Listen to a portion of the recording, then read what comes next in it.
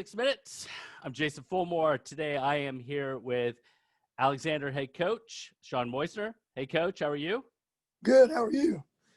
I'm doing okay. I'm doing better than you. You sound like you have a little bit of a voice issue. Yes, and I couldn't tell you what happened. As some might say, I probably yelled too much. Nah, I'm sure Voiles and Matthews and that they don't say that at all, right? Oh no, never. Right.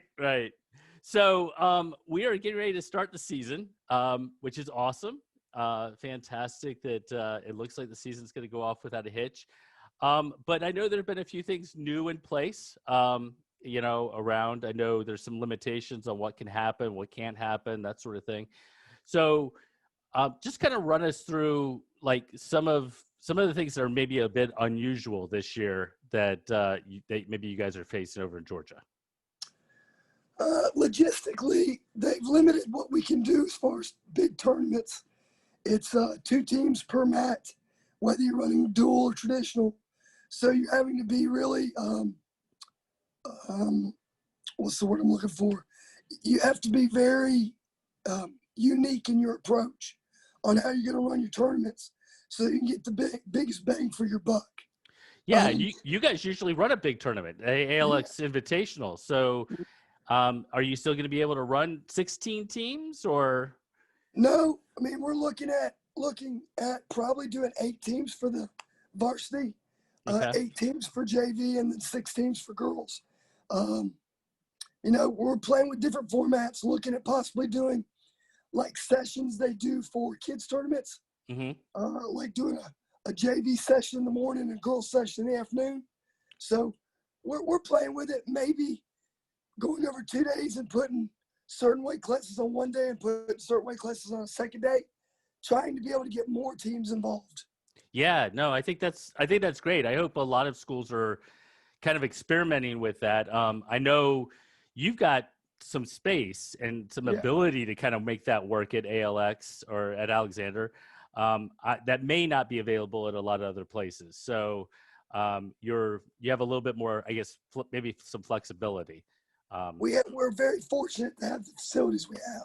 Yeah, definitely. So how has it impacted as far as scheduling? I know I usually see you guys up at Bradley Central. Will you be back going out of state or no? Okay. I had to put together protocols for what we were doing practice-wise, what we were going to do for hosting events, and what we were going to do for away events to present to our county. Right now, it looks all good. Everybody's real happy. I based it on the USA format and then took some things I thought were common sense. So I feel like we're going to be able to travel. We haven't been told no. We're still planning on going to Bradley Invitational. The big one, the Southern Slam in South Carolina, got canceled. Yeah, I know. We are looking to pick up one more big one. We've looked at the Cowboy Classic, and we're trying to figure it out. I don't know. They've talked about being full, but I've also talked to a couple of coaches that said that if I called, because we are a tough team and have a good reputation, that we'd probably get in. Yeah, so we're going to figure it out. Yeah, awesome. And then there's the last thing I want to touch on is in terms of the scheduling part is that the postseason's a little bit different. It looks like at the moment it's going to be 3 qualifiers from the region skipping sectionals and then going to state. Is that right? Yep. And not in Macon. No. What the interesting thing is it's region duels, dual sectionals, state duels, right in the region, right in the state. So it's 5 straight weeks of a grind. And it's really a grind because it's not the making weight, it's the stress part of it for the kids. They know that these matches matter. So I'm excited about that format. I think that's right up our wheelhouse at Alexander. So I'm looking forward to it. Yeah, well, and I'm going to touch on your guys' wheelhouse because you've been such a strong program for so long. But before we get into that, let's talk a little bit about, you've been at Alexander now, what, 14, 15, 16 years? Year 16. Year 16. So mid 2000s coming on, and have really enjoyed a lot of success. at ALX or at Alexander. And I keep saying ALX because I keep thinking of the ALX Um, empire. we are ALX. I mean, that's that. Most of our athletic programs use that now. Oh, okay. All right. Yeah. I mean, I love it. I love the tag. You know, that's totally that's awesome. So you've been there for quite some time. You've built quite a staff. You have quite a program kind of moving. I want to talk to you from the perspective of as a coach who's been there for a while. If you were offering some advice to a new coach who's getting ready to start a program, that sort of thing, what are some of the things that are so very important that you've learned over the years that you would kind of do first? First is branding. When I first got to Alexander, there was no brand per se for our program. I literally created the ALX. So when I came in, I said, we got to do something that's a little different that makes us stand out. So I looked at Alexander and AHA. I looked at all these, and ALX just fit. I felt like it was a nice, easy monogram that had this sense of toughness to it. So I created that first because you need to brand your program so that it's recognizable not only within your school's athletic department, but then it can be recognizable around the state. Mm-hmm.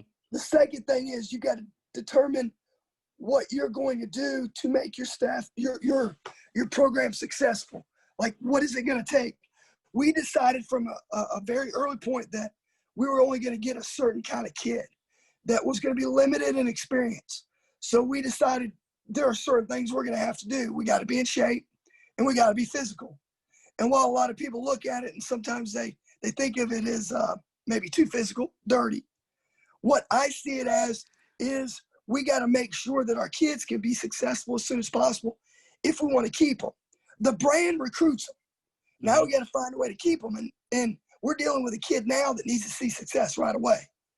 So we determined that, hey, if we can get them in shape and we can make them physical, that'll level the playing field. We'll take that kid that's been wrestling for 13 years. We'll take our physical kid, put him on him. And after the first period, 13 years really dwindles down to about 4. We've closed the gap. Right. We've closed the gap a lot.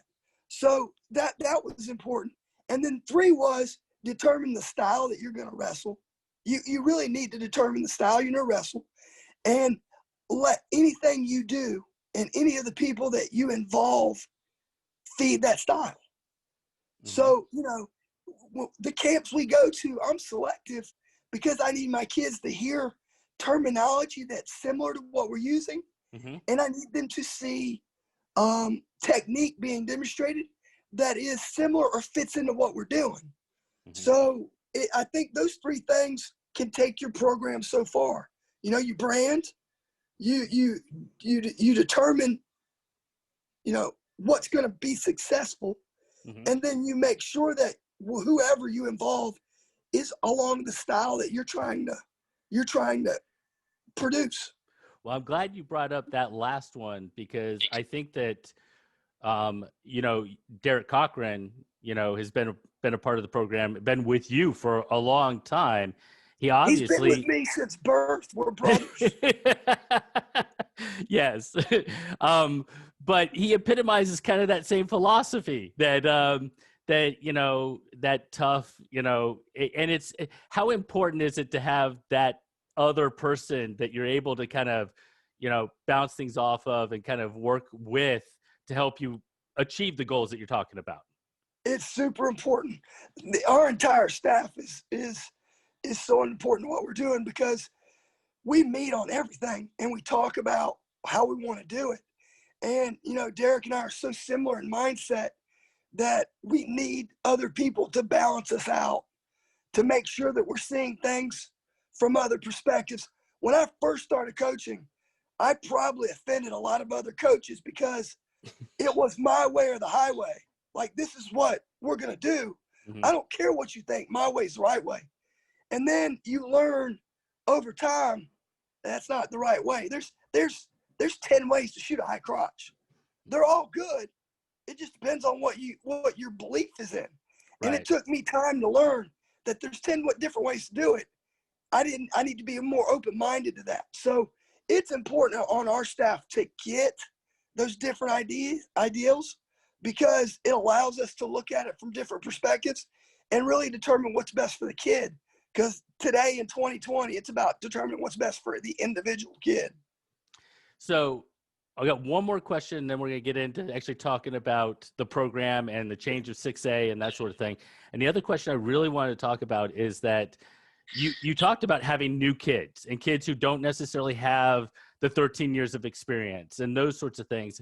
And you've talked about kind of how to work with them and that sort of thing. What about the parents? The parents who don't really know wrestling, they've not really been around it, haven't really been exposed to it. What is that first conversation with a brand new parent like that's a freshman walking in? It's really nice because once you get past the initial misunderstanding of what wrestling is, Yeah. they're blank slates. They don't know. So you can tell them and lead them down ways. We do a lot of different things. We have a wrestle off night where we do a rules clinic before. Mm-hmm. We have a mom's night where we sit and talk wrestling with the moms. We show video to our parents. We break down video with parents so that they can see what a match looks like and what we're looking for. We talk about terminology, what's appropriate to yell, what's not appropriate to yell. Yeah. You know, we try to walk them through it all, and it's nice because once you tell them, hey, there's not 4 ring posts and there's no ropes, Right. and we're not going to wear a mask, Right. they're like, okay, so what's this all about? And then we start talking about it and really open them up to, hey, this is what's going on. And then you start showing them video. And when my mom was alive, she would come in and actually talk to them because my mom was the typical mom. When Derek and I wrestled in high school, it was funny because when we were young, she didn't want to watch because we were young and we just made these faces like she thought we were in pain. Right. When we got good, she wanted to watch because she knew there was stress and pressure there. Right. So she knew all the refs in the state of Virginia because they would tell her what was going on because she'd be hiding around a corner. So she was able to give some insight. Right. So we've tried. It's nice to have first-year parents because they really are blank slates, and you can walk them through what it is, Mm-hmm. what the expectations are, what the beauty of the sport is, and Mm-hmm. and they really kind of grab hold of it and they roll forward with it. I like those ideas. I think that's really important to share with some new coaches and that sort of thing. Some other ways to engage parents and kind of what this is and why their son or daughter is involved and that sort of thing. So moving on to ALX, and I'm trying to keep it to a certain amount of time. So I've only got a few minutes to talk, and I've got so much I could ask. But one of the things that sticks out to me about your program is how consistent the program has been over the long period of time. Champs in 17, but, third in 18, third in 19, in the duels, right down to the wire with Valdosta 2 years ago. How have you achieved that level of consistency, do you think? We keep our kids active.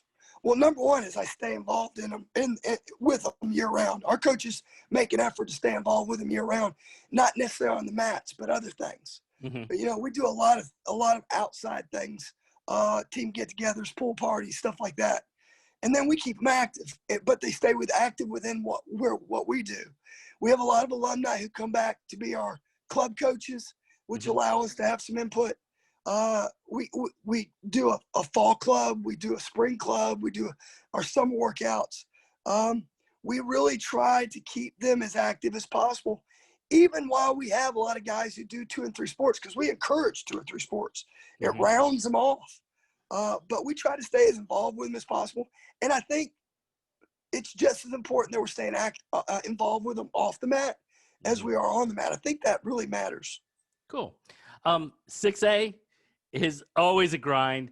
It is, in my opinion, the deepest class in Georgia.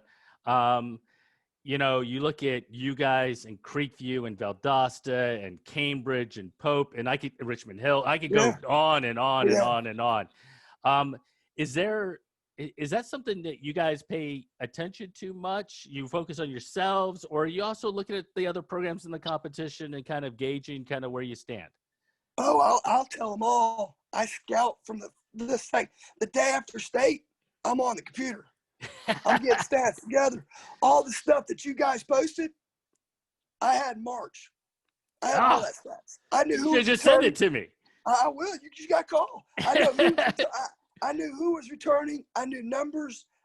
Because I need our kids to see that.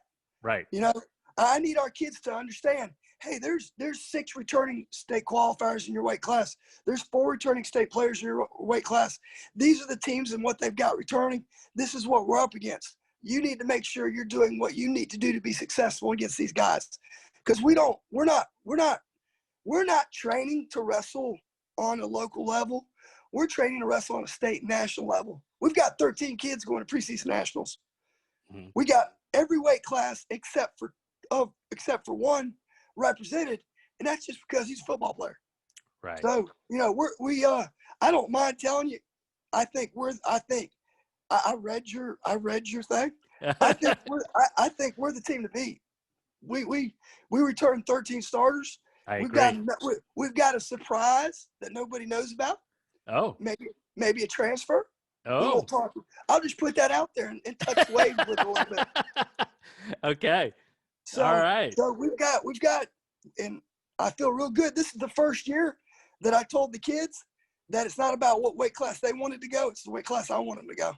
Yeah. Okay. Because awesome. in the last 3 or 4 years, they've been able to choose, and they've kind of worked it out themselves. We met March, I believe it's the 14th. And only reason I know the day, it's near St. Patrick's Day. And I said, you're going this way, you're going this way, you're going this way. I said, commit to it, because that's what we're getting ready for. All right. Awesome. So we know where we are. I'm excited. Awesome. I'm really excited about this year. Yeah. Well, you know, you look at everything coming back on paper and those sorts of things. And, you know, 6A is always so much fun to watch. Yeah. It is so close. You know, it's always 1, 2, 3 points that separates, you know, the team. So I could talk on and on and on about, you know, this, but I'm trying to keep it to a certain amount of time. Is there anything I didn't ask you that I should have asked you? No, I don't think so. I'm excited. I think what makes 6A so deep is there's not a program that really rebuilds at any time. They just kind of reload. I agree. They put those kids in that served their time as freshmen in JV, and then they step up. And I think that's a testament to the coaches we have in 6A. We have a really good class of coaches in 6A. I couldn't agree more. I absolutely agree. And their teams are certainly a reflection of those coaches. Absolutely. Well, Coach, I appreciate you taking the time. Best of luck this season. Hopefully we'll cross paths sometime during the course of the season. And yeah, best of luck. Oh, thank you. And I will definitely have a shirt for you. Yeah, no more Lake Norman shirts. Yeah. Huh? All right. Thanks, Coach. Yes, sir.